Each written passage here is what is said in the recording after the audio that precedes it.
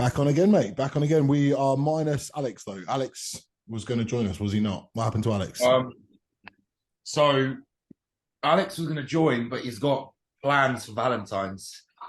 But I'm feeling a little bit deflated right now because I didn't do enough apparently for Amy, so she's a little bit annoyed at me. Is Bex annoyed at you? What did you do?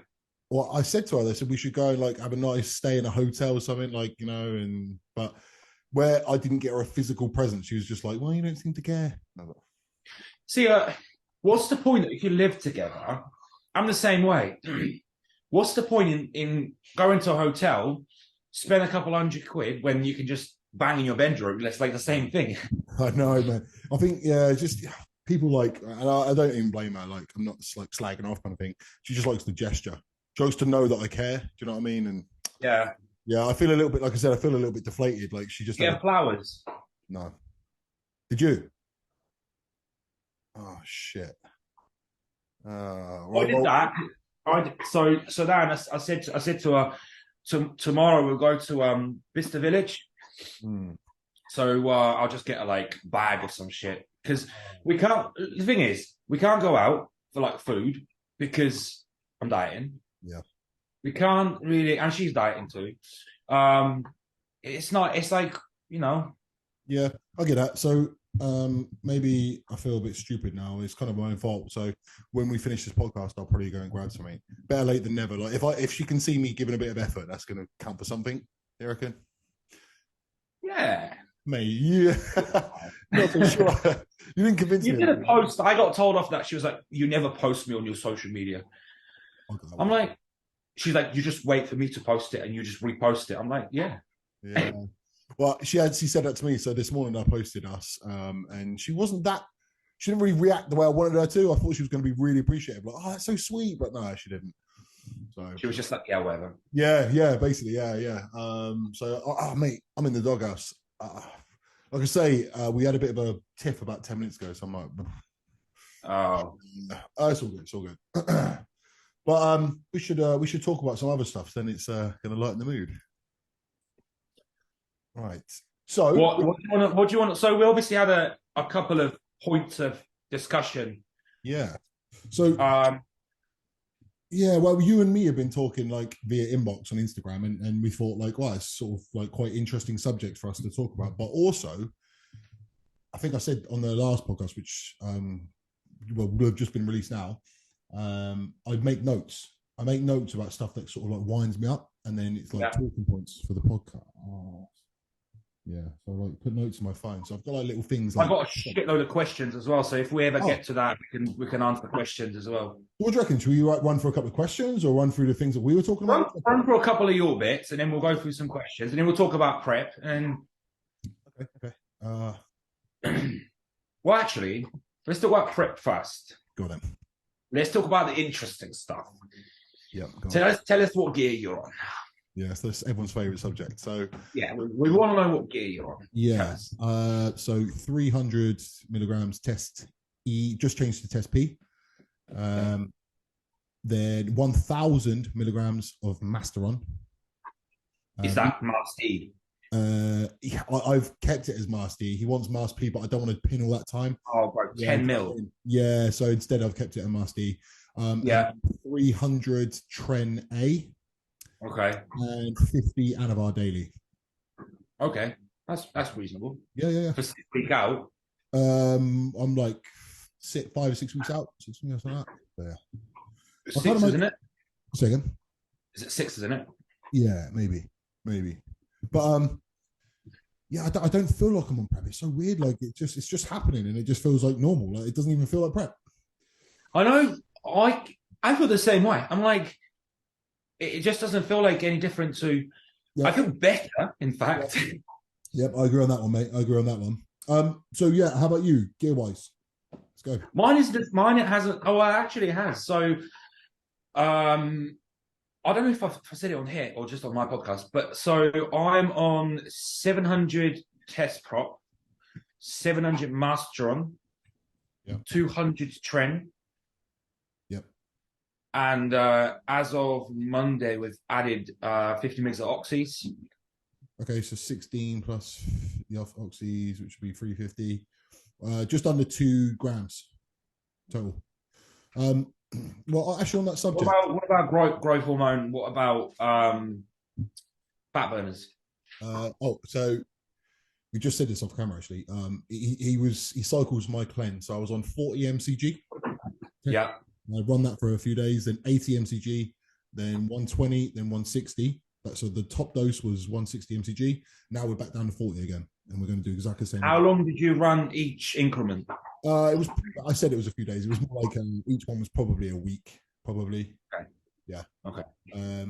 So yeah, and then T3, T4, 25 mcg of T3 and 100 milligram of T4, and 6 IU of growth. Yeah. And finally, he dropped out insulin 2 days ago. Yeah, you said that. Yeah. Yeah. So like my food doesn't necessarily warrant having insulin in anymore. You know, it's fairly. Oh, of course not. No. Yeah, my growth's at 6. Glenn is at 80. Just gone up on Monday. T3, T4, same. So. Yep. And how do you feel? Do you feel happy with your position? Great. Great. Feels so good. Yeah. Condition-wise, happy and positioning and. Yeah, I mean, I sent you some shots. Was it?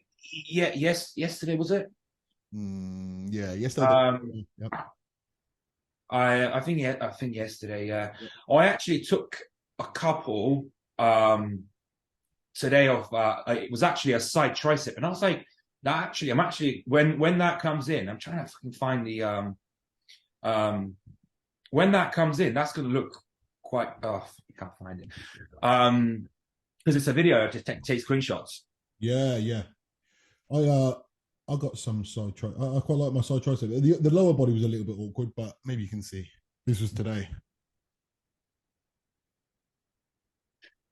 Yeah.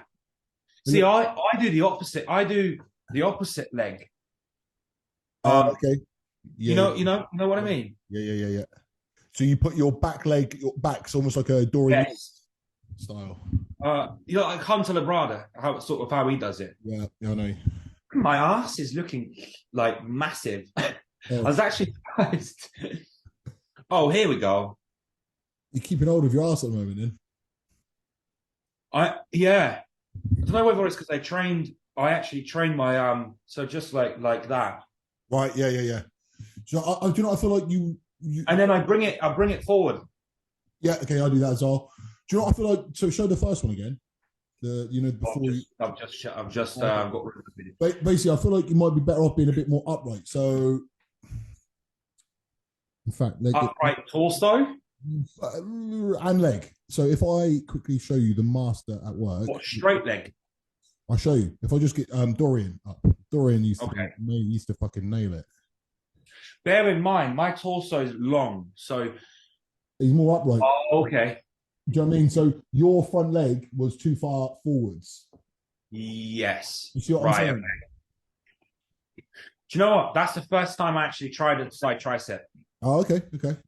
That's the first time I've tried it. I haven't actually been practicing it, so I'm going to start. There's the 2 variations. So Dorian and Jay. Yeah.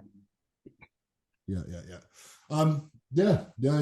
Things are good, mate. Things are very, very good. They're looking very promising, and it's a really good energy in that group that we're in. You know, like everyone's sort of, you know. I think that's important. Definitely, mate. It really it makes a difference, doesn't it? You know, like to have like a good support network around you. You know, because bodybuilding is pretty lonely, but you know, when we all get it. You know, we're all in the same boat. So yeah, it's cool. It's exciting to kind of see how all of us come from, because we've all started at the same time, more or less. I mean, you started before us, but not by a long. Yeah, well, I trained with Craig today, and so I'm only 2 weeks ahead of him. But obviously, just I change fast, it makes it seem like I'm further along. But yeah, so Craig's 5 weeks in, I'm 7 weeks in. Yeah, but it's it's fucking good, mate. It's fucking good. But right, so this what's your diet like? My diet 3,800 on training, and then 3,000. You're eating that much still? Yeah, I dropped like 1.5 kilos in like 4 days. Like it's still full enough. So yeah. And like in context, for you, that's long. Yes, that's the thing. I did Because people will hear that and they'll say, oh, "Fucking hell, for like I can bulk on that." Yeah, but you can't. So like when someone says, "Oh, like condition," like if depending on like different people feel different way in different condition. Yeah, absolutely. So yeah, for context, so 3,800 for me, but I went up to 7,000. So that's almost 50% less calories than I was on when I was eating the most, which is pretty significant. If if somebody was bulking on 4-5, that'd be like. But that's me. You were bulking. So I was on like 5. Yep. And I'm down to 2.5.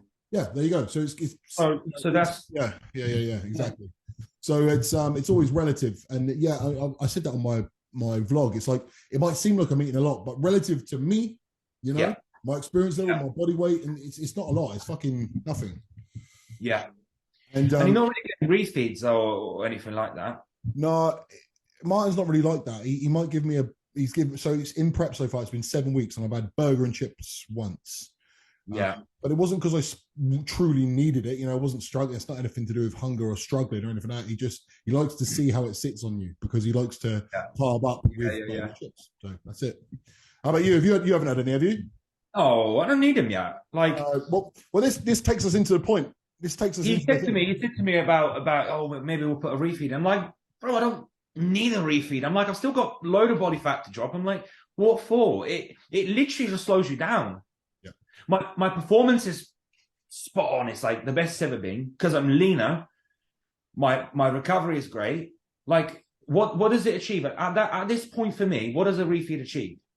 Well, okay, for people watching this who are like newer to the whole process and don't really, sometimes we might say stuff like, so what would be like? Let's say one of your clients, you gave them a refeed. What even is a refeed? Explain it. Well, it's just either at maintenance or above. So if you're in a deficit, we either put you at maintenance or just slightly above to replenish glycogen if you're flat, which most people are not, but if you're flat, or if your performance is in the toilet. Yeah. So yeah, it's basically like if you're dieting for quite a long time, you can end up feeling fatigued, and fatigue can show its ugly head in numerous different ways. It could be because recovery's fucked, or it could be because sleep's fucked, or it could be because you're just getting considerably weaker when you don't want to, obviously. So you try and implement a refeed day or a meal or something to try and help the physiological side of things, but also psychologically it helps some people. Psychologically, that's it. Yeah. A bit of respite from eating the same foods all the time. So sometimes it's like I think in a contest prep, that's out the window. Like you're not, monotony is part of it. I think, I don't know, like changing it up. Even if you do, you're still just gonna. I personally would give the client more of what they're eating. I'm not just gonna change it and be like, oh, you've been eating rice. Go ahead and have a bagel. No. I hear you, mate. I hear you. My problem with that is, unfortunately, firstly, not everyone's really into it. They're doing it, but they're not really into it. You know what I mean? I feel like a lot of people have social media, so therefore they follow bodybuilders and they think, oh, I do that. That looks good. But they don't realize that it is monotonous. Bodybuilding is, you have to be good at doing the same thing again and again. Yeah. And again. Yeah. You know what I mean? And I think this modern bodybuilding, it takes us on to one of our points, mate, that we were talking about in inbox, and I think it's a good subject. Basically, it seems to be a bit of a trend in modern bodybuilding, like coaching or whatever, that people give refeeds all the time and take deloads. Deloads, A deload would be like reduced volume or reduced intensity or reduced training, just to again account for fatigue. And it just feels like every other week some people are doing it, and it's like, And I think in a prep, fatigue is part of it. You should be fatigued. Yep. Right? Yep. Definitely. Well, another reason as well, they're like, oh, that person's dropped 2 kilos. It's like, well, yeah, good. Like you've got to drop, like in a prep, you got to drop weight. You know what I mean? If you're carrying an extra, let's say your stage weight is 100 kilos, round number, and you're 120, 20's got to come off. So, if you go down to 115, then refeed, why? Yeah. Right. Yeah. I mean, if someone is truly struggling, fair enough. But yeah, I see it far too often. I see people just, I don't know. It just doesn't seem to make sense to me. It almost feels like taking the easy way out. Like people are scared to How many supplement. refeeds would you have in a prep? Me personally, Yeah. it depends. It depends. I would Of course. imagine. But like, say, what I'm trying to get to is right. I imagine in the first 3/4 of the prep, you have none. Yep. Up to say 4 weeks out, Yep. and at that point, you might have a couple, Sure. and that's kind of to trial a load, isn't it? That's not really so much to. Yeah. Yeah. A bit of both. So it's always about feedback. So part of coaching, people assume that coaching is just like a diet plan and a training plan, and off you go. Actually, it's so much about the interaction with you, with your coach. So your client and coach relationship. It's about them feeding back like information about, not just like, oh, I'm a bit hungry, like true, like real, like proper information, And based on that, I mean, like I just take a random client I'm thinking about, like 3 or 4 refeeds, and it all comes in the final quarter, as you just mentioned. Yeah, do you know what I mean? But certainly when you're carrying a high level of body fat, there would be no need. And when you've still got body fat, that refeed isn't really gonna. It's basically just like you're just like slowing yourself down for a couple of days. Yeah, definitely. Well, I thought here's the mad thing as well. Sometimes a refeed can actually speed things up.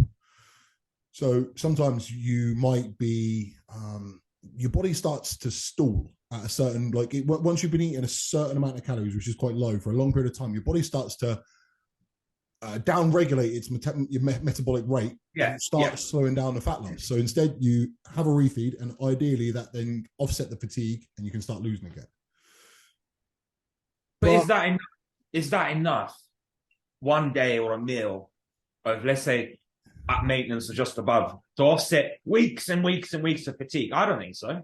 Probably not is the answer. Yeah, probably not, mate. So I don't think so. I think it's just more a mental thing, and it's almost, it's kind of like it is a mental thing, and like, yeah, sure, you can be inflammation and that, but I don't know. But maybe, but that's not to be snuffed at. Like the mental aspect of things isn't to, you shouldn't turn. I'm not saying you are, by the way, but you shouldn't turn your nose up at it, because if you're stressed here, if you can have a refeed day where you start to reduce your stress, that it will show in your body. Yeah. Like there's a lot of merit to that, is what I'm trying to say. The truth is, there's no set answer. Depends on how much muscle they've got, depends on how lean they are, depends on how long they've been dieting, depends on how low they've been dieting. You're like, do you know what I mean? Someone like me, my metabolism is really fast.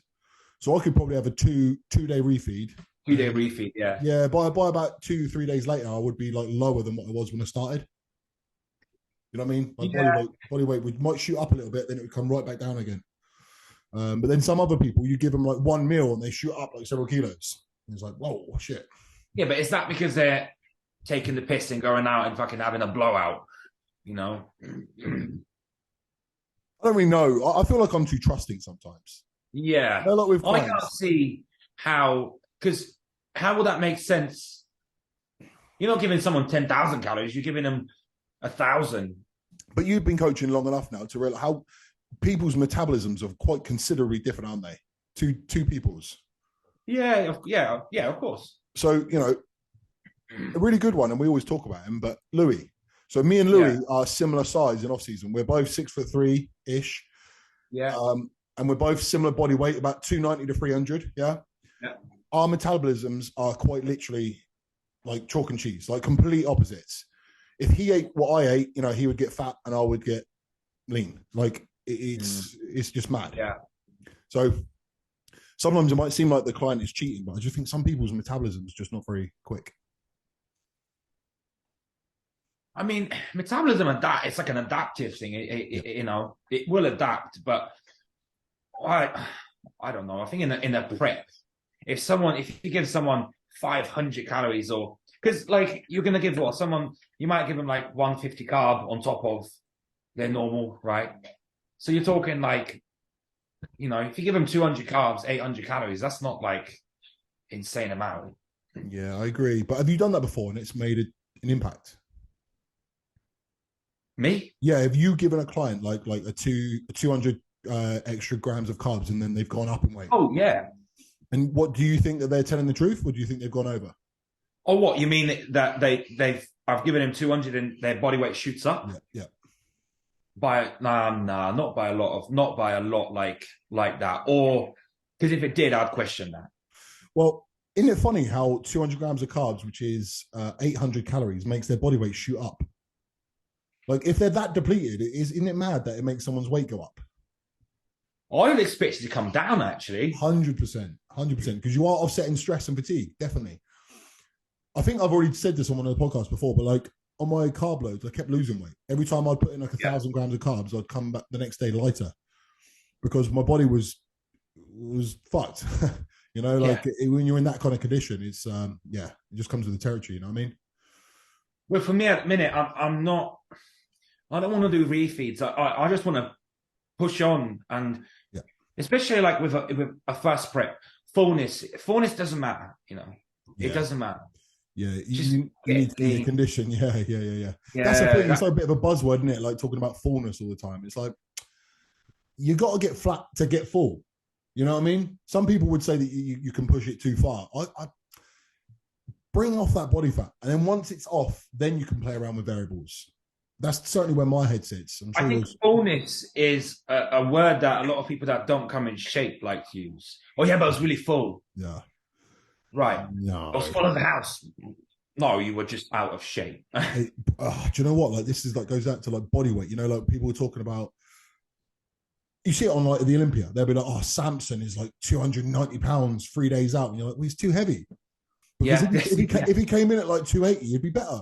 You know what I mean? As soon as someone says they're really heavy, I'm like.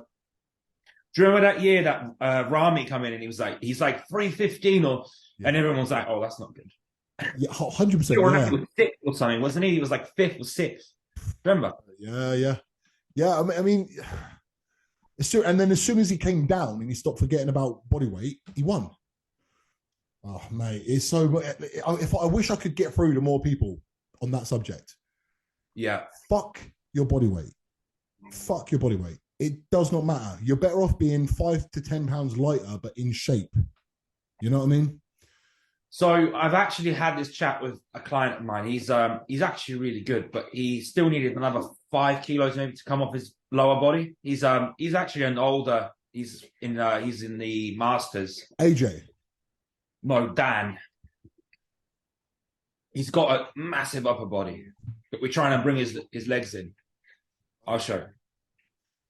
So he was like, because he goes, "Oh, I want to get to," because he's like an ex-powerlifter. So he's used to being like 20 stone. He's like, "Yeah, I want to get to 18 and a half stone," because I'm literally keeping him probably about 10 kilos above, not even that, probably even less, above his old stage weight. And I'm like, "We're going to have to come down 5 kilos under what you were." And he goes, "Yeah, but I want to be 18 stone." I'm like, "No." I'm like, "Trust me." I'm like, heavier doesn't mean better. No. Heavier does not mean better, because I said, what's going to happen is you're going to have to diet harder. Cool, he's big. You've not seen him on my... Yeah, I've seen him. Yeah. He's massive. Yeah. I said to him, you've got another 5 kilos to come off your lower body, on top of what you had before. I'm like, we keep you about 5 kilos from, or like 7 to 10 kilos from, that's your peak off season. So then we have to diet you a lot less, not have to diet as hard. And we not have to hammer cardio. When you said that to him about coming in like lighter than what he was, did he go with it, but also kind of push back a bit? Oh, he didn't really say anything. I just said, "This is what we're gonna do." Tough shit. This is what we're gonna do. I always feel like whenever I say something like that to a client, like, so I've got this guy called Paul, Paul Atherton, his name is, and he's actually won a show before. He's he's pretty good, you know. Yeah. But I said to him, so you're currently 235. I think you need to be about 215, so like 20 pounds, yeah. And I could tell he was pushing back. He was like, I was hoping I'd be a bit bigger than that. I'm like, it doesn't matter. It doesn't matter. No. It doesn't matter. You can be 25 and out of shape. or 215 and be peeled. Do you know what I mean? And now I'm thinking like 210, but at like really good condition.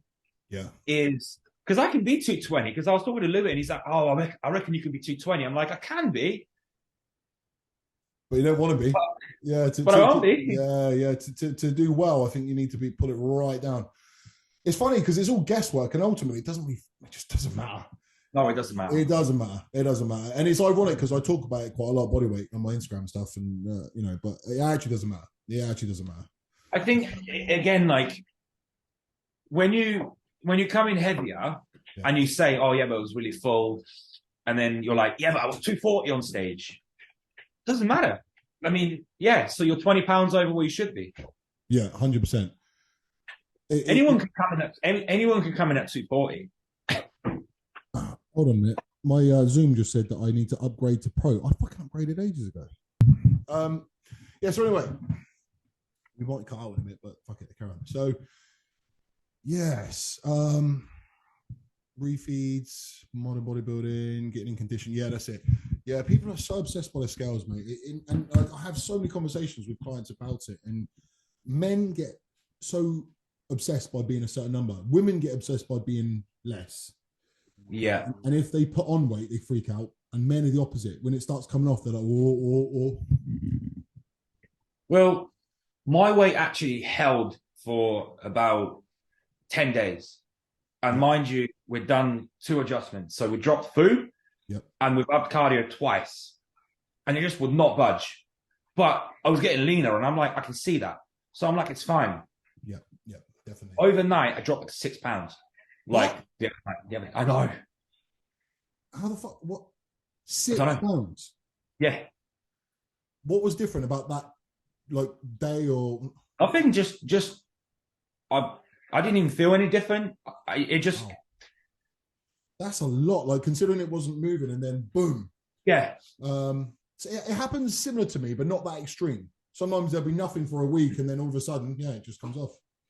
Yeah, but I kind of thought, do you know what? For me, I kind of like, I'm happy to hold on to the weight because it's almost like you can use it in the gym, a little bit as a leverage, you know. Yeah. And I could see myself getting leaner. I'm like, I'm doing the work, so it's fine. So I'm, Yeah, definitely. Yeah, I mean, sometimes you got to use your eye. I have clients, sometimes their weight goes up and you think, oh fuck, but you can see they're visibly leaner, so there's nothing to worry about too much. The body weight doesn't just keep falling off at the same rate. When you've got less fat, it slows down. Oh yeah, of course. Do you know what I mean? So from 275 you were when you're 265, 275? 275. So I bet from down to 255, I bet it's just straight away. Oh, that was just removing the insulin. Yeah. And then now, what are you now? Like high 230s. 230 is your lowest last time. 228. Oh, okay. Something like that, yeah. I think 228 was like my kind of like lowest. Yeah, I mean, it's a marker, and it's a marker, but certainly it doesn't matter. What matters is where you go to with it. But yeah, and again, I in fact I want to push like to a low body weight because I know that I need to. Yeah, absolutely, mate, absolutely. That was like last year was the best year of my competing career, obviously. And it was the first time where I was willing myself to lose weight. Like every morning I was coming down and I was literally hoping to be lighter because I knew every time I was lighter, I was looking the best ever. Yeah. Whereas in previous years, I've been known to want to hold on to weight. I was almost like willing it. I was almost like, oh, don't lose any weight. Yeah. And then as soon as it drops, if you drop like 2 pounds overnight, you like refeed. Yeah. I've earned it. Yeah. But yeah. No, what weight do you start to feel like shit? Because we've all got that, right? Yeah. When you get to a certain weight, you kind of things start to feel energy wise, Last year that happened at about 260. So okay. When I got to 260, it started feeling a bit shitty. No. Hold on. Let me rephrase. I didn't feel shit until FitX. So up to FitX, I felt no discomfort. Right. I only felt shit after that. And FitX, I was 253 to Is that 255. is that because of length of diet by that point? So you start to feel shit because you've been dieting for that long? I think so, yeah. So FitX was like 10 weeks, and then the Universe was another 3 on top. Yeah. And I think, honestly, I think the reason why I felt so shit was 2 reasons. Okay, number one was it's not hunger, it's lack of sleep. Because my body just will not switch off, I can't properly recover. And then because of that, I've got no attention span. And that doesn't sound like a big deal. People who haven't done it before won't realize this, but when you've got no attention span, shit is hard. Everything's hard. Everything's a challenge. Like, texting people, I can't wait. Do you find this year, we almost kind of have a lot more going on? Yeah. So if you said to me now, I'll go and sit and watch a film. In fact, we tried to try and start some series. I've just no interest in it. But if we go and start a podcast, that's true. This might help. This might help. Yeah. So because I'm kind of like, after this, I still got the cardio. Yeah, me too. Yeah. So it's it almost like the day just goes because you've got a structure. You wake up, you get your first meal in, maybe go for a walk, train. It's structured, and you're like, right now, been for a massage. The day just fucking flies by. Yeah, 100%. But if you just sat around on your sofa and you're like, oh fucking hell, what do I do? Start flicking Instagram, fucking YouTube, and it gets to a point that you're like, I've got nothing to. Yes. Yeah, you exhaust all your avenues. Like, you've seen all the videos on YouTube. You sit like, oh my god, yeah. It sounds ridiculous because it doesn't sound like it's a real problem, but low attention span is arguably the most testing thing for me on prep. It's so hard. Like, everyday tasks become difficult. Yeah. Hunger for me isn't really a thing at all, to be honest with you. But what about you? Where do you start feeling shit? At what weight? Normally about 220. 220. When was the last time you were 220? 2 years ago. That was the last. Oh yeah. Was that when we were talking that time? Yes. But the thing is, you're bigger than that now, so that your point might be different now. You know what I mean? Yeah. Well, how far out would you say I was at that time? Well, your leanest was last year, so you still probably had a way to go, didn't you? Reckon? You don't reckon I was leaner? Do you have a comparison? Do you have a photo to hand? I'll show you pictures, but not like where so like from that year, I mean, like, this is one. Yeah. That was 2021. 2021. I think you were moving last year. Do you think? I'm trying to find like a picture. It's hard to tell, isn't it? Because when you're look. I remember that look. Yeah. So that's about 220. Oh, here we go. Oh, okay, yeah, maybe there's a bit more detail for your legs in 2021. Comparable, I don't know. Yeah, it still probably would have been like another 6 weeks probably to go from that point. Do you know what I mean? Because this is the thing that people don't realize as well. Like, because you've got detail, because there's still a lot more to go. I remember someone once told this to me. They said, when you think, I would say I'm at this leanness now. I was thinking the same thing. How far you are now is, there's someone said to me, like, my first show, he was like, when you think you're done, there's at least another few weeks to go. Like, he goes, it's another 10 pounds to come off. Yeah, it's like deceptive. So some people might see a few veins and there's some abs and some striations and be like, oh yeah, I'm close. It's like, no, there's more. There's always more. Well, I did send you this, didn't I? Yeah. And that was last year, no? No, this was Saturday. Oh shit, okay. Show me again. And I already look. Get up again, yeah. Oh yeah, you did send us a video. Yeah, you did, yeah. Yeah, that's definitely like very, very similar to that other one. Yeah. And yeah, so Yeah, that's fucking good, mate. And you're We'll considerably. see, you know. But I still reckon from that. So going by that, then I should have probably been like under 200. Yeah, yeah, yeah. Or 190, 195, potentially even lower. Yeah. It's certainly feasible that you could be another 15, 20 on top of that, which is pretty crazy to think, but it's because I think now I can be 30 pounds lighter. sure. That's my aim, not aim, but expect to be about 25, 30 pounds lighter on top of what I am now. No, not 20. Yeah. Yeah, about 30 pounds off from where you are now is probably a good estimate. Yeah, definitely. Yeah, well, that's to be like in. That's a productive couple of years, that mate. Very fucking good. Very good. Yeah, when you look at it like that. The other thing is, oh, my fucking thing keeps doing it. Look at my eyes. Yeah. Something that comes into play is your age. You're still at an age where gains are going to be made quite readily. I know you could say it's to do with training years, but I definitely think that age is a factor. So, like, you're 25, right? Oh, for sure. Yeah, you're 25, and yeah. how fast you can make gains now compared to me is, you know, my potential is worse at 35 than yours at 25. Yeah, for sure. I think it's a lot easier. It's way easier to make progress. Yeah, yeah. Because think like your first years of progress. Yeah. You can have how no quickly clue what you're doing. You can have no clue what you're doing, and your muscle size will literally like fucking double in a year or two. Yeah, easy. This is what does me when I see a lot of these guys that are like basically beginners and they overcomplicate the shit out of everything. And it's like, bro, I'm not being funny. You can walk in the gym and do whatever the fuck you want, and you'll still actually make probably just as good progress. Yeah. Those beginning years, it's just like you're so responsive that anything will work. Anything. In fact, I even think like if you limit yourself to that low volume, because everyone's on the low volume train now, right?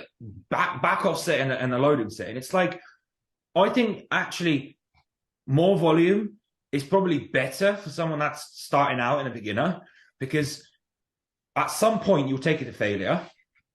Right. Whereas if you've got one set, that's not, you know, it doesn't mean you're gonna.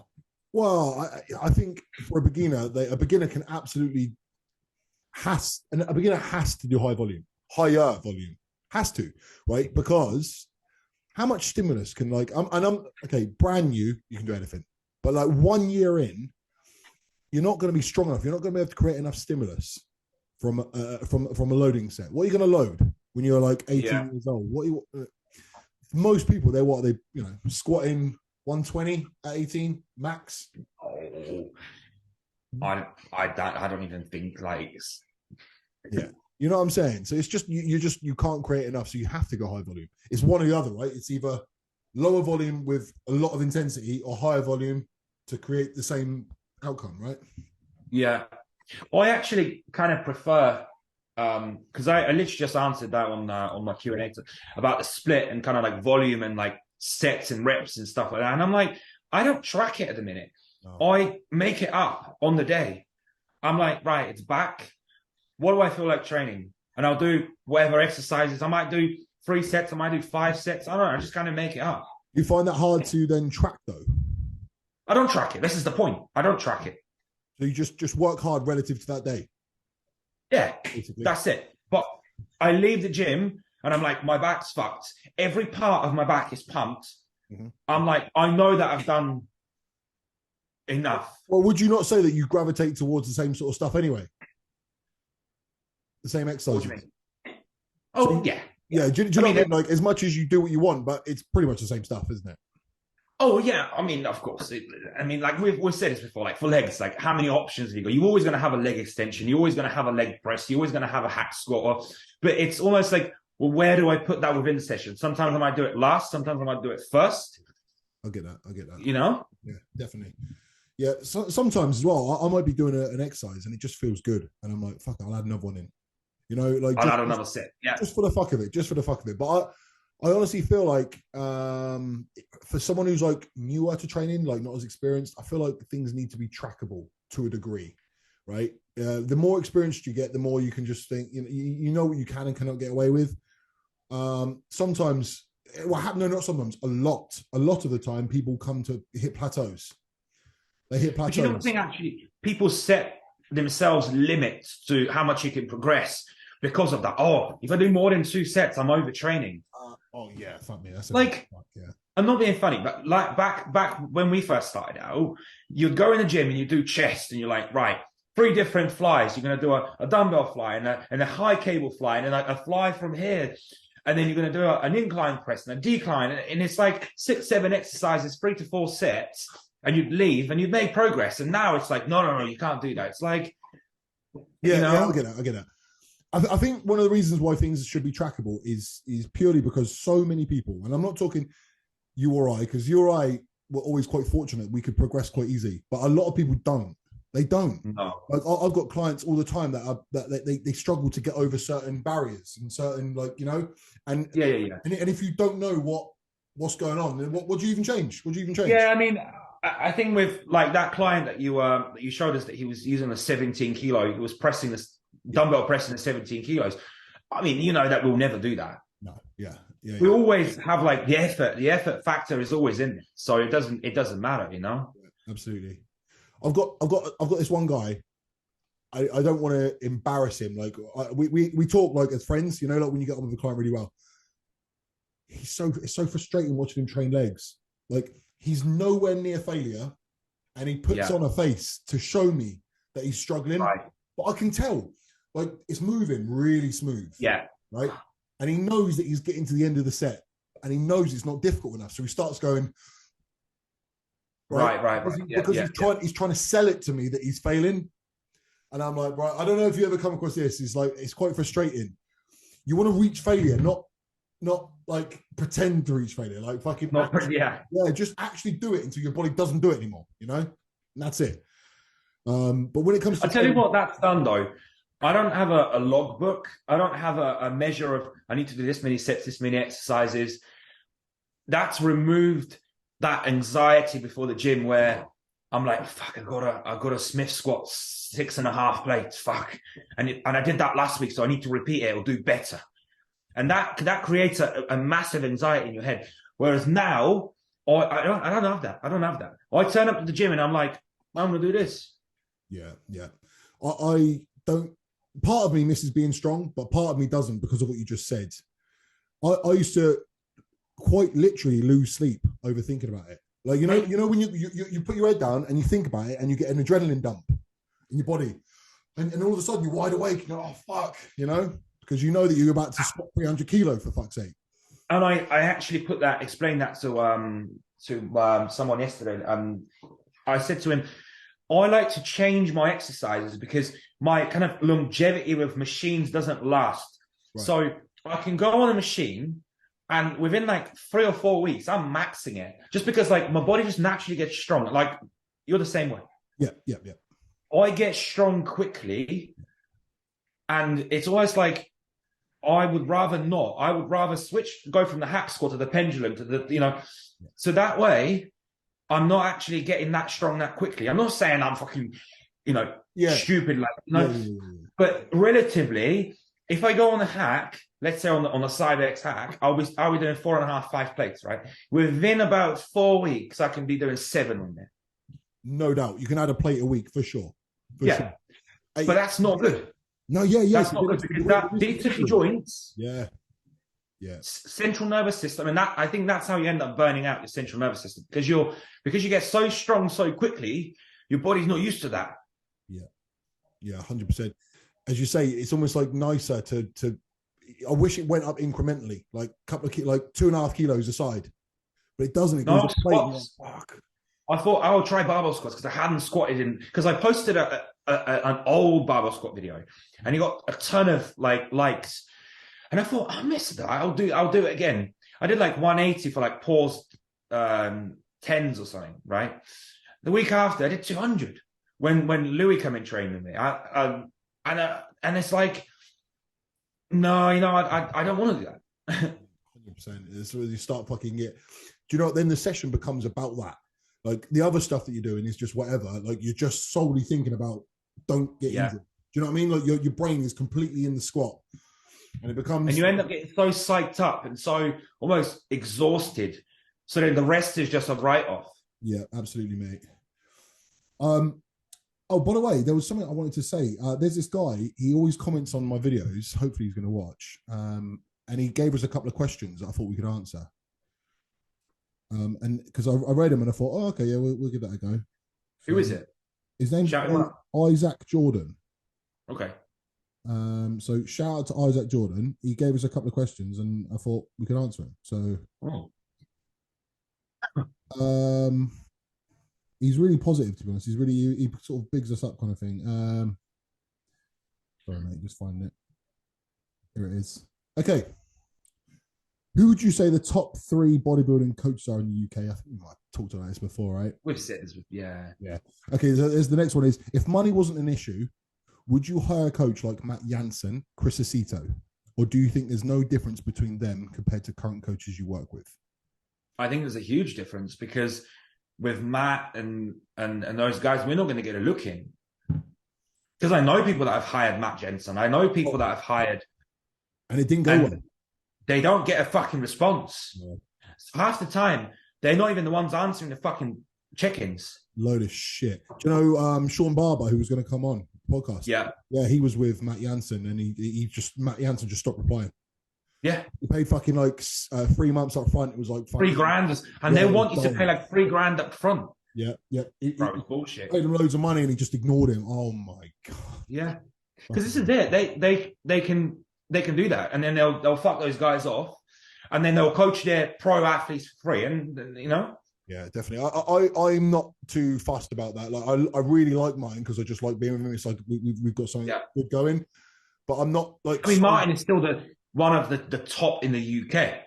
Yeah, for sure. But like, even some of the top coaches in the UK, like, I probably wouldn't want to be coached by for that factor. I agree. Yeah, and again, we've touched on it before. I don't want to be just one of 20. I like being one of like the, not even one of 20, bro. You're like one of 200. Yeah. What I mean is like one of 20 really good guys. Right. Martin said to Ryan, didn't he? Like, I'm in the top 6, and that's nice. Martin's got loads of rounds, really high level. I'm in that. Yeah. It's nice.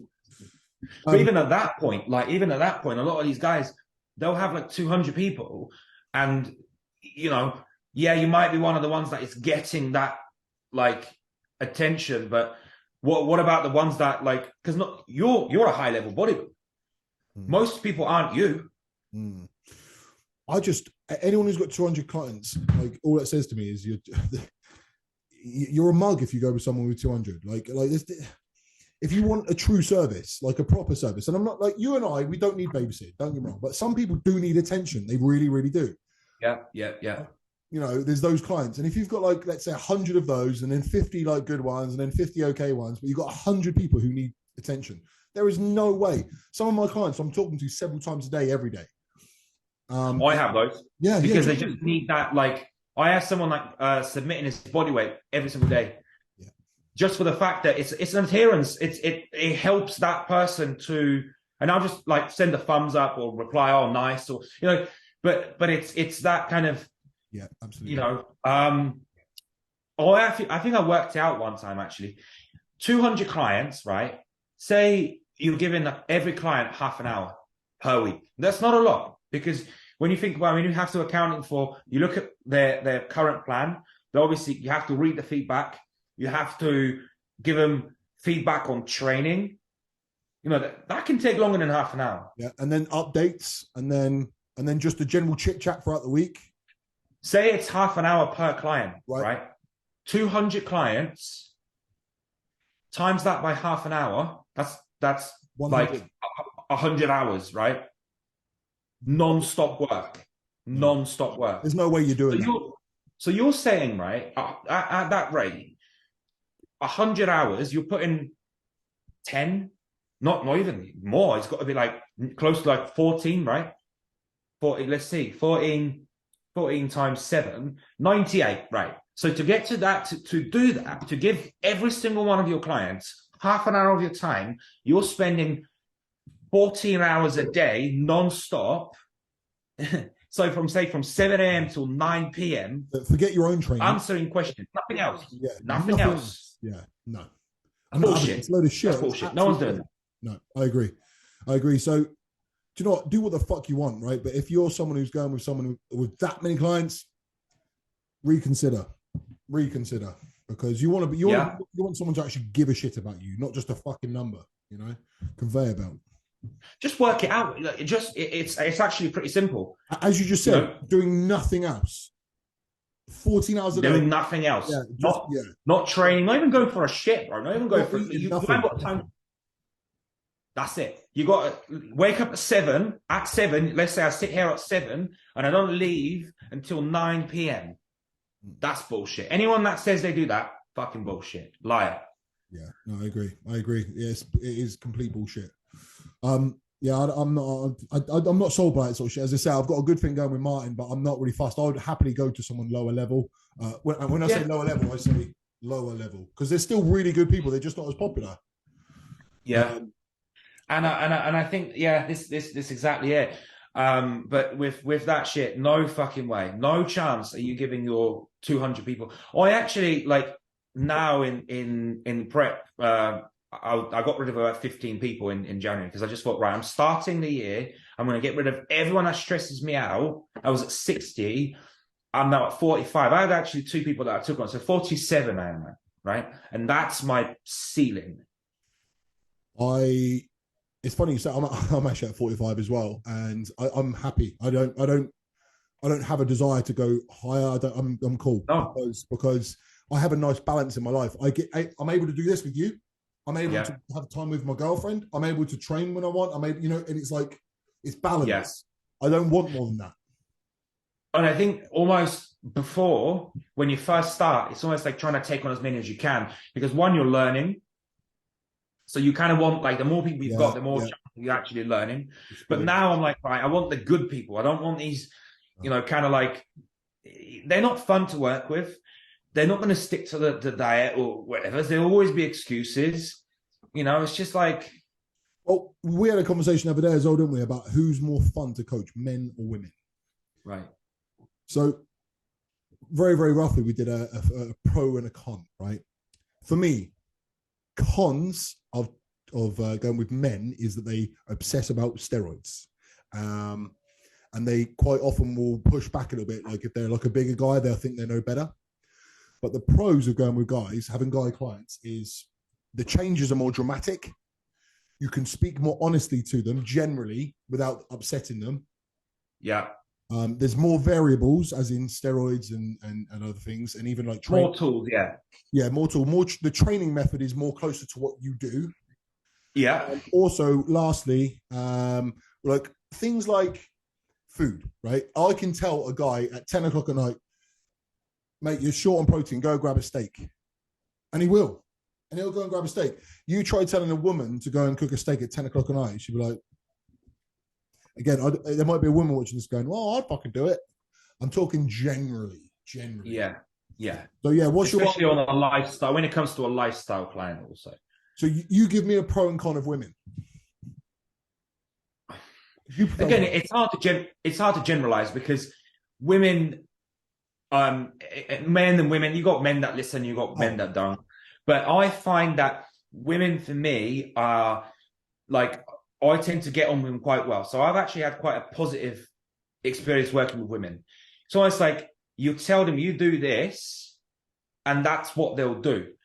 They won't question it, which isn't a bad thing, but it's almost like with men, it's almost like, oh, can we do a little bit more, gear in that? And it's like, you say, right, half an hour cardio, they'll do half an hour cardio. Men will go, oh, yeah, but is that not going to burn muscle? And it's like, they kind of just get on with it. So for me, that's one factor that I've kind of, and again, it's one of those things that, yes, it's slower. So that there is that, and you kind of naturally have to take it slower because you've got less tools to work with. Yeah, I've had not necessarily the best experience with women, coaching women. It's like, it's almost like, how do I word this? I've had to, like, they don't do what I ask them to, and it's almost like awkward. Like, I don't know. Again, it's hard. It's weird to generalize. I think I've just been a bit unlucky. The women that I've had have not been fantastic. I've had some amazing women, don't get me wrong, but Yeah. there's been a few that have like left a real bad taste in my mouth. I just find it harder to manage them as well, because with men I can often find I can talk straight, but with women you've got to tiptoe around it and not offend them and worry about upsetting them, I find. And do you know what? Don't get me wrong. Like I say, I like working with women. However, out of say 5 women, I'll get on really well with one that will have amazing progress, and she'll be with me for like a year and will do really well. But the other 4 will kind of be like that type. Right, okay. So yeah, it's almost like you got to pick. Once you get a girl who's very good at doing what you ask, brilliant, because they'll just do that, and at that point, that's straightforward. But yeah, there is a lot of hurdles, and a lot of them will. It's funny though, because as I say, like generalizing, it's silly because everyone's individual, right? And you can get amazing women and all that stuff. I had a FaceTime with one of my clients today, and it was quite an interesting conversation. He's a wakeboarder, okay, and he competes as an over 40 wakeboarder, and he came 4th in the world. Right. And he said, "My goal is to be world champion. I want to be number 1 in the world." I said, "Great." But week on week, he always comes up with reasons as to why he can't do the diet and things are not quite as it should be. By his own admission, he's like a 75%er. Like, right. That's it. And this is what I like about men. The reason why I'm saying this is what I like about men is that I was able to talk, like I was FaceTiming him and I said, "Can I be honest?" I said, "If I was your competition and I was either 3rd, 2nd or 1st, the guys above you, I wouldn't see you as a threat. And the reason why is because I don't feel like you take it seriously enough."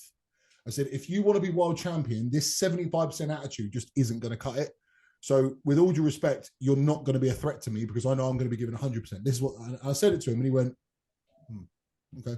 Because I'm not really used to people talking to me like that. And I was like, "Well, I can sugarcoat for you if you want, or I can tell you the truth." You know what I mean? And it was respect. I said it in a respectful manner. I wasn't trying to like shit on him. Oh yeah, no, of course, yeah. Yeah, and it went down really, really well, and we came to a really cool conclusion. And I don't know, for me, that's what I like. I like that shit. He's a nice dude, and yeah. And I think in the end, that won't change anything because you shouldn't have to say that. He knows that himself. Yeah. It's just that no one's told him it, and now you have. But truth is, he don't want to be number 1, because if he did, he would be looking at those guys and they're like, right, he's doing this, I need to do more. Absolutely, yeah. He's looking for any reason to not do it. And he was like, "Wow, my wife doesn't sometimes want to eat that." Yeah. I'm like, "Doesn't matter. If you want to be number 1, sometimes you've got to sacrifice." And he's like, "Yeah, but I want to drink alcohol sometimes." I'm like, "Okay, cool, drink alcohol, but you ain't going to win." You know? Or it's unlikely you're going to win, you know? So yeah, I just... And this is it, like, when people say that, I'm like, that's fine, I understand that. Because, take bodybuilding, right? For us, for most of us, we no, winning a bodybuilding show, apart from kind of like the achievement, it doesn't earn you anything. No. Like it doesn't, right? So to most people, that's not enough of a reason to suffer that much. No, you're right. You're right. So it's understandable, you know. If alcohol and your mates and this and that is more important to you, that's fine. But just say it. Don't be like, "I want to be number 1." No, you don't. Yeah, you're absolutely right. It's the contradiction that was what was bothering me.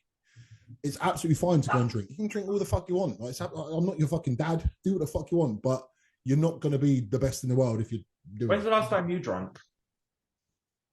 Oh, Christmas Day. But I didn't get drunk. I just had a couple of beers. Yeah. But I just don't really enjoy alcohol. I don't know about you. Mate, I've drunk about twice in my life. Oh shit! You never had that phase in your life. Never got that phase. I never liked the taste of alcohol. I never liked the feeling of alcohol. My friends don't drink. So I was never in those circles. Just never, nothing about it. It's almost like, you know. Yeah. That's there cool. was nothing. It's cool to draw me into that. Have that. You didn't have that phase. Like you were able to like mature because of it, probably. I don't think it's maturity because I mean, like it's part of kind of like socializing or whatever, but it just never was a thing for me. Like, you know, I never like did like weed or anything. Like, I never smoked weed or anything. I just never was a thing for me either. Like, I don't know. I guess it was quite boring. Yeah, well, no, mate, horses for courses. I think it was just for who I hung out with. Who I hung out with, everyone did drugs, everyone got drunk, and everyone just went out all the time. So by default, I just did it as well. Yeah. You know, and that was it really. But then you get to a point you realize you don't want that anymore, so you just move away. That's it. Yeah, but yeah, it was just never a factor for me. And I was chatting to one of my clients, and she's I always say to her, like, you've got an issue with alcohol. Like, I think you need to kind of seek help. And she's like, yeah, I know what you're saying. And I'm like, that's mad that like I can't relate to that even like 1%. I just don't know what it feels like to kind of think, oh, I really need a pint. You know, when people compete, right? And they're like, I just want alcohol. Yeah, what the fuck? And I'm like, really? Out of anything, you're thinking about alcohol? Yeah, do you know I'm a Celebrity, Get Me Out of Here, the fucking ITV program. Like they spend 3 weeks in the jungle, and they get told they can have anything they want. Like, bear in mind they've been eating fuck all food, and then they go, oh, should we get a glass of wine? And you're like, what the fuck? Yeah, like anything, you choose a glass of wine. I can't wrap my head around it. Mate, shut up. One second. Yeah, I never really enjoyed alcohol. I just liked the scene, you know, like the social part of it. Yeah. It was what it was. All right, let me get this other question because I was thinking about it the other day. Oh, for fuck's sake, I've got 10 minutes again. For fuck's sake, I thought I just upgraded. Oh, really? It's all right. We can finish because it'll be. Yeah, we just okay. Question for the next podcast from Isaac Jordan again. 1. Do you think bodybuilders take this thing too seriously? With quotes like, these are the sets that separate as bodybuilders. Hard work works hard. The way you approach your sets can make or break you. First, you must visualize what you're about to do and focus. Basically, no one that's big says that. Yeah. Show me, okay, JP, right? Him, right? Because he's just nuts. But apart from that, name one other bodybuilder that is like that and that does that, who's big or a high level or a good bodybuilder. No way. No one. Yeah. I agree. These are the people that have no physique, so they make up with all that bullshit. Yeah. To kind of, you know, to make themselves like appear like they train. Again, it's the same thing. Guys that are no good as bodybuilders, that talk about their body weight constantly because they're like, yeah, but I was this much on stage. Okay, this much on stage, but you have not in shape. So, okay, who gives a fuck? They talk about how much they lift, which we've done that too, but that's because we enjoy lifting heavy, you know? And then they do that. They do that. Absolutely. What about that guy who you came across the other day and you shared him and you said to bring him on the podcast because you wanted to ruin him? You know, using all the big words and talking the way he talks, but actually having no physique, no muscle to back up. You know what I mean? He was a beginner. So he said, oh, if you don't want to be a lifetime intermediate, you need to do this. Bro, you're a fucking beginner, bro.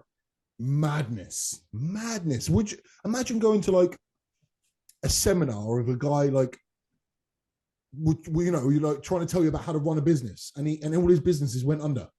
Yeah. Like, do you know what I mean? Like but don't you notice that too, though, with a lot of these business mentors and I'm like, bro, you're teaching people how to make clients, how to get clients. You have no fucking clients. What the fuck are you talking about? Man, nah. Well, we spoke about it before about the whole business mentor thing. I think it's kind of ruining the industry, but yeah, fucking it's. To go but not just in that, because I noticed that within other areas of that, not just in bodybuilding, but within like anything. Like it's almost like they'll try and teach you the way, but they don't know the fucking way because they're not successful at it. But what they do is they'll scam someone into buying into that. Yeah. Oh, I'll show you how to do it, how it's done, and someone will pay them money. So that's how they kind of. Yeah. Well, I think what it is like in the modern day, like everyone's trying to stand out, yeah, because like there's fucking billions of us, yeah, and you need to differentiate yourself. So think about right now in the UK how many coaches there are or coaches, okay? There's fucking thousands. So you need to separate yourself. Now, either you've got a massive back catalogue of client results, you've got loads of accolades yourself, you're really big, you're really lean, or if you're none of those things, you have to come up with something else, right? Yeah. That's why they start coming up with these big words and these like fancy. But I think that's starting to become a little bit overcrowded as well because now everyone's doing that. everyone's talking science, everyone's talking about the fucking talks and all that bullshit. And it's like, cool, but now everyone does that. So that's not really a new. So you kind of need to come up with something new now. Yeah. Everything sort of happens and it reaches like a fever pitch and then it falls off and then something else and then it falls off and something else, you know? But to answer the question, like in a nutshell, yes, people do take it way too seriously. Like, I think it's important to be able to have a bit of a laugh at yourself and at the industry, you know, and don't, you know what you're like. You rile people up, but you're having a laugh with it. Like you're not. Well, I don't give a fuck that much. I don't give a fuck that much. Like, you know what I mean? It's like, mate, I think like that's what makes. That's what like. I think if you're having fun with it, if you're enjoying it, that makes it so much easier because it's like I enjoy the process now, right? Yeah. Which is why it's easier. I don't think, oh fuck me, I got legs tomorrow. Shit, like I got to do this. I'm like, no, I'm just gonna go and I'm still gonna train fucking hard because it's what I do anyway. Yeah. Or hard, what I consider hard. Obviously, there's people that train way harder than me. That's fine, but like to what I think is hard. But I'm not going to obsess over every rep and everything. And then, you know, you come back home and you're like, oh, I didn't get my reps today. Am I losing muscle? And it's like, no, just don't stress it. Just, you know. Yeah, you take all the fun out of it. You take all the fun out of it when you're like that, you know. All of us started because we enjoy working out. That's why the reason we all started, you know. So just try and remember. And what you said about stress, like, if you're stressed, your physique's going to look worse. Yes, no doubt. So even if you argue, yeah, but you don't track your sets, you don't track your exercises, whatever, your training's less optimal. Yeah, but for me, it's more optimal because I'll make progress because I'm not stressed out. Yeah, definitely. It's sort of like personal, isn't it? Like some people might just really fucking enjoy going in there and having a bit of a crack. You know what I mean? Just chill, relax. I fancy doing that today, so I'll do that. Next week, that week, you know? Whatever. And the thing is, in prep, you're going to lose strength eventually. So at that point, like trying to check, you can't be 260 and expect to be as strong as you are when you're 230 or 220. Yeah, agree. Just by you know, biologically, it doesn't make sense because you weigh less. I think like sometimes I get in my own head. Like today, I posed down prophecy. I went to prophecy with Craig, and I got in my own head a little bit. I was like, I don't like how I look today. Like, but like. I know I don't look bad, but in my head I was expecting more. And I looked and I was like, but then I have a little word with myself. I think the reason why I'm saying this is because everyone has moments. You have like little blips and you're like, fuck. Yeah. You know, like you wouldn't be human if you didn't. But you just got to remember why the fuck you're doing this. And to be honest with you, it's a privilege. Like doing what we do is like, we're pretty privileged. Do you know what I mean? Yeah. You got to tell yourself that sometimes. I'm still kind of waiting for that day where I start to have like that, you know, that low energy day and you're just like dragging. But when you push through that, because a lot of times that's when it's kind of like, you're like, oh, fuck this. Yeah. But then you push through and then the next day it's actually like a really good day and you're like, oh, fucking hell, I feel really good. Yeah. It's not what you do when it's easy, right? When it's easy, every day looks after itself. How much resolve you've got when shit's hard, that's what really defines how good of a bodybuilder you are, because anyone can do easy, anyone, you know what I mean? It's those testing moments, because as you just said, the next day is likely going to be good. This is a bit corny, but like it's always darkest before the dawn is the expression, right? You know, you see some shit phases and then straight after you're good. So it's about not being emotionally driven and think, oh, like, you know, I might be a bit low now, but I'll be good tomorrow, you know? Yeah. Don't like focus on just one day. Yeah, definitely. And I'm kind of still waiting for that because it's kind of like I've not got to that point yet where I'm like, every day I'm like, I get up and I'm like, let's go. Definitely, mate. And it will come, and hopefully like being in that group with us can help out, you know? If you haven't that, just chat to us and we'll all try and help, you know? Yeah, for sure. Right. But yeah, I think like, again, like a lot of people just take the fun out of bodybuilding. It's like, 100%. You know, if it's not fun, it's like, you know, why would you do it?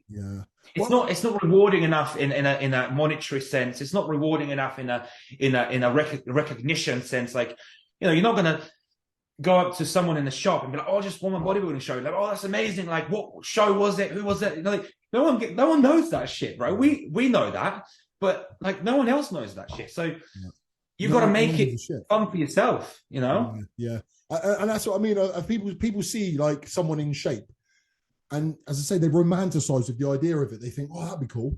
But they don't realize that it comes like, to get that level of condition, you've got to feel a bit shit sometimes. You just have to, and people are not used to that. People are, the moment they get hungry, they go and eat. They go and open the fridge and they raid it and they do whatever. You've got to learn to control these sort of emotions, and I don't think a lot of people can do it.